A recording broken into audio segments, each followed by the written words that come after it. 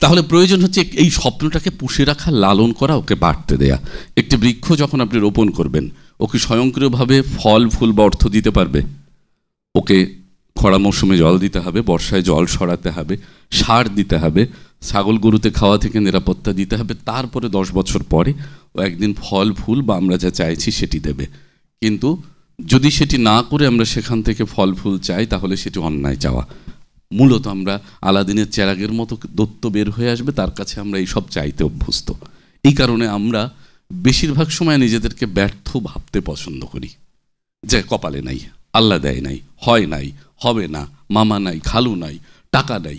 এগুলো দিয়ে নানানভাবে আমরা নিজেদেরকে আরও বেশি দুর্বল করতে থাকি। পৃথিবীতে সেরা 20 জন ধনীকে আজকে দিয়ে গবেষণা করবেন, একটু অনুসন্ধান করবেন গুগল মামুর কাছে।